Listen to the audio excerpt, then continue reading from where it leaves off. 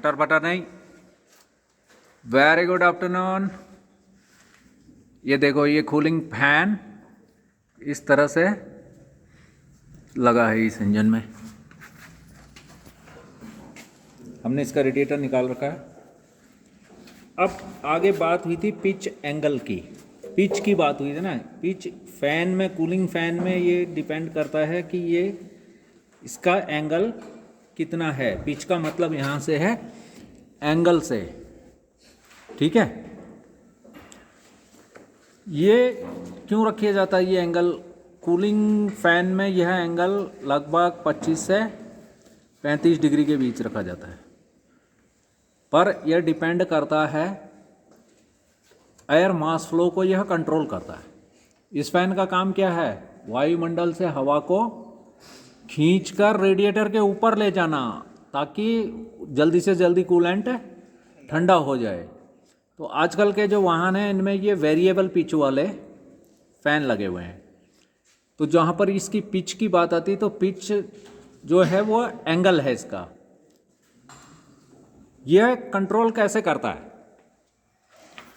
किसी भी एक 4 सिलेंडर इंजन को कंट्रोल, उसका कूलिंग टेम्परेचर को कंट्रोल करने के लिए जो उसमें मास एयर फ्लो आना चाहिए, किसी भी एक फ़ैन को सक करना चाहिए, वो लगभग 875 घन फुट प्रति मिनट हवा खींचनी चाहिए।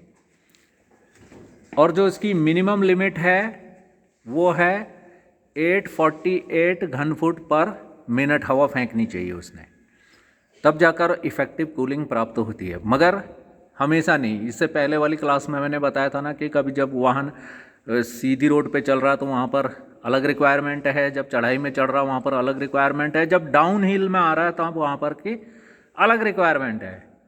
तो कूलेंट का टेम्परेचर डाउन भी नहीं होना चाहिए, इंजन का टेम्परेचर जो है हमेशा मेंटेन रहना चाहिए।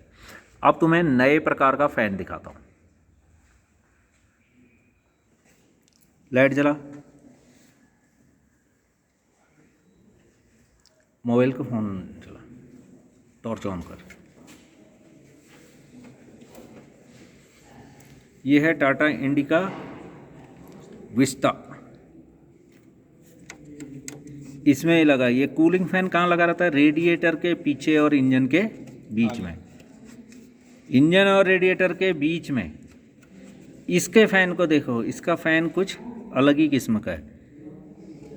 ये है वेरिएबल पिच वाला थर्मोफैन, यानी यह ECU से जब इन कपलरों के माध्यम से, ये कपलर से हैं, ये फ़ैन के हैं, और ये अपर होज है, इसी में आगे इंजन कूलेंट टेम्परेचर सेंसर लगा हुआ है। इंजन कूलेंट टेम्परेचर सेंसर क्या करता है कि इस कूलेंट में, कूलेंट का अभी तापमान कितना है इसको ECU को बताता है। तब ECU जब देखता है कि कूलेंट का टेम्परेचर अब 90 डिग्री के ऊपर जा रहा है, तभी वह इन तारों के माध्यम से इस फैन की मोटर को ऑन करता है, और तब जाकर ये जो कूलिंग फैन है यह चलता है, और ये फिर वायुमंडल से हवा को खींचकर रेडिएटर के ऊपर डालता है, ठीक है। पर इसने जो होता है इफ़िशिएंट कूलिंग के लिए कम से कम 875 घन फुट हवा प्रति मिनट इसने बाहर से सक करनी चाहिए, और इस रेडिएटर के ऊपर उसको बौछार करनी चाहिए, तभी जाकर इफ़िशिएंट कूलिंग मिलेगी। पर ये जो इसकी मात्रा है, mass air flow is depend on the distance between radiator and cooling fan. अभी हमने ये रेडिएटर और कूलिंग फैन के बीच की दूरी नापी थी, कितनी आई थी? 20 mm लगभग। और एक तो रेडिएटर और कूलिंग फैन के बीच की दूरी के ऊपर निर्भर करता है, दूसरा निर्भर करता है कि ये श्राउड है, ये श्राउड डायरेक्ट करता है हवा को, हवा ताकि रेडिएटर के ऊपर से होकर आए, गुजरे, ताकि रेडिएटर की जो हीट है उसको वो अपने साथ ले जाए। तो ये रेडिएटर, ये श्राउड और ये फैन के बीच का क्लियरेंस कितना है? ये लगभग मेरे को 10 से 15 mm लग रहा है, ठीक है। जब इसके बीच का जो गैप है वो कम ज़्यादा होने से इसके बीच की डिस्टेंस कितनी है, रेडिएटर से फ़ैन की दूरी कितनी है, और फ़ैन की टिप और श्राउड के मध्य कितना क्लियरेंस है, इसके ऊपर निर्भर करती है कि यह कितनी मात्रा में हवा को खींचेगा और कितनी इफ़िशिएंट कूलिंग प्रदान करेगा। ठीक है, जब तक कूलेंट भरा जाता है यहाँ से रेडिएटर में, पर कूलेंट इंजन में जाता है नीचे वाले पाइप से और वापस लौटता है इस ऊपर वाले पाइप से। पर जब तक थर्मोस्टेट वाल्व खुला नहीं होता है तब कूलेंट इस वाले पाइप से वापस आता है। जब थर्मोस्टेट वाल्व बंद रहता है तब भी कूलेंट इस वाले बाईपास पाइप से इस रेडिएटर में आता रहता है और ये कूलेंट का सर्कुलेशन इंजन से, पूरे इंजन के वो वाटर जैकेट से, ब्लॉक के वाटर जैकेट से, हेड के वाटर जैकेट से, एग्जॉस्ट वाल्व, कंबशन चैम्बर के इर्द गिर्द की सारी हीट को लेकर वो इस पाइप के रास्ते से कूलेंट वापस इस रेडिएटर में आ जाता है। अभी मैं इंजन को स्टार्ट करता हूँ, देखना किस तरह से वाटर सर्कुलेशन, देखो आ रहा है, कूलेंट का सर्कुलेशन होना शुरू हो गया। ये इस रास्ते से, इस वाले पाइप से इस समय कूलेंट वापस रेडिएटर में आ रहा है। ठीक है, अब तो क्लियर हो गया। हर चीज़ तुम्हें दिखा के बता रहा हूँ। इसी पाइप जहाँ लगा हुआ है बाद में हम देखेंगे, आज तो टाइम कम है और टाइम पूरा होने वाला है। इसको हटाएंगे, ये क्या है, एयर फिल्टर। इस एयर फिल्टर असेंबली को पूरा हटाएंगे, तब यहाँ देखेंगे कि इंजन कूलेंट टेम्परेचर सेंसर कहाँ लगा हुआ है, कैसे कैसे कलर की तारें आई हैं, उसमें कितनी तारों का है, 2 तार का है, 3 तार का है, 4 तार का है, उसका कपलर कैसे खुलता है, कैसे उसमें उसकी वोल्टेज, रेफरेंस वोल्टेज, सिग्नल की तार कौन सी है, ग्राउंड की कौन सी है, और वो चीज़ें हम बाद में टेस्ट करेंगे। ठीक है, जब सेंसरों को बताऊंगा तो हर जगह का, हर सेंसर के बारे में फिर तुम्हें अच्छी तरह से जानकारी दी जाएगी। ठीक है, चल रेडिएटर का ढक्कन लगा दे। और एक बात, ये रेडिएटर प्रेशर कैप, इसमें मैंने तुम्हें बताया था 2 वाल्व हो। कौन से वाल्व? एक प्रेशर रिलीफ वाल्व, ये जिसको जो जनरली इसको रखा जाता है 50 से 100 किलो पास्कल का प्रेशर। जब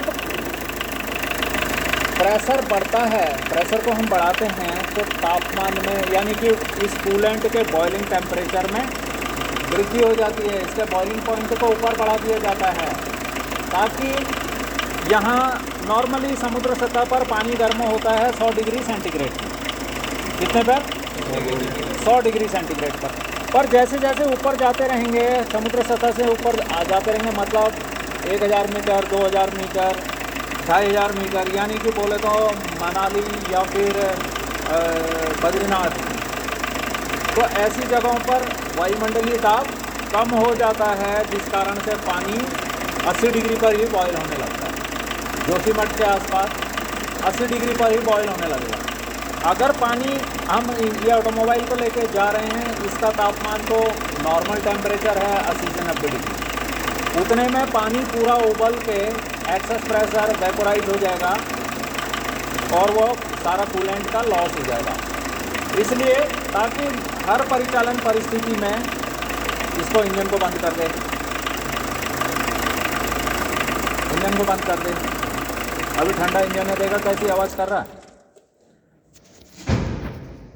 ताकि हर परिचालन परिस्थिति में ऑटोमोबाइल सही काम करे, कूलेंट का लॉस ना हो और इंजन की परफॉर्मेंस हर परिचालन परिस्थिति में बढ़िया रहे, इसके लिए ज़रूरी है कि कूलिंग सिस्टम सही ढंग से कार्य करना चाहिए। अगर कूलिंग सिस्टम का, मैंने क्या कहा, अगर तापमान कम हो जाएगा तो फ्यूल वेपोराइज नहीं हो पाएगा और लुब्रिकेंट जो है उसकी विस्कोसिटी बढ़ जाएगी, जिससे कि पूरे फ्यूल इकोनॉमी में भी फ़र्क पड़ेगा, कूलिंग पावर में भी फ़र्क पड़ेगा, इंजन से दुनिया भर की आवाज़ें आने लगेंगी। तो इसे मेंटेन करने के लिए इसके बॉइलिंग पॉइंट को, कूलेंट के बॉइलिंग पॉइंट को बढ़ा दिया जाता है। वो काम करती है ये रेडिएटर प्रेशर कैप। जब इसके अंदर का तापमान 100 किलो पास्कल के आसपास हो जाता है तभी जाकर वो प्रेशर वाल्व दबता है और जो एक्सेस कूलेंट है वो इस पाइप के रास्ते इस रिजर्वॉयर में आ जाता है। ठीक है, ये रिजर्वॉयर टैंक जो है ये ट्रांसपेरेंट है, इसमें आप देख सकते हैं कि इसमें वापस आ गया, ये इसका मैक्सिमम लेवल है। बाद में जब ठंडा होगा, टेम्परेचर डाउन होगा, जब मान लिया चलती हुई गाड़ी में भी हम ढलान में उतरने लग गए, पहले चढ़ाई चढ़ रहे थे, बाद में ढलान में उतरने लग गए, तो इंजन अब ठंडा होने लग गया।